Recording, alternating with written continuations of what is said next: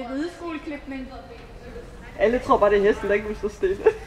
Ja. Det er overhovedet ikke. Nej, det var sjovt sådan noget salsa, fordi så skal man jo bruge hofterne, ikke? Mm. De der mænd der. Det var helt stiv i kadaver.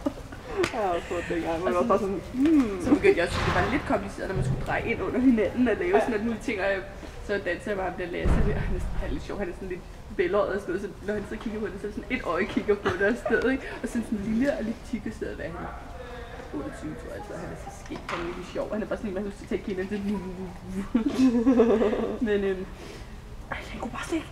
Så siger hende der, instruktøren, ja, så tager I højre arm op, og så drejer jeg pigen 3 gange rundt. Så begynder jeg at dreje rundt. Så begynder han også at dreje rundt, og så i min arm.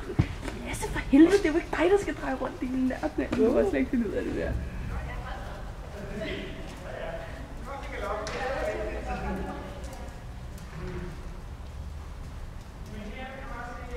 Er det hendes hest?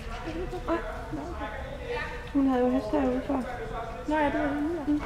Vi fik også aflivet her i august. Det var hende, jeg havde træner sammen med. Okay. Jeg har haft vores træner også mange gange. Så vi så i sommer. Til Mia, der går derhen. Mia, hun sagde godt, at man købte den. Ja. Ja. Så der er meget lidt, at han kan på sin tid, ikke? Mm. Og hun har den for sig selv, fordi hende, der har den, hun er på ud.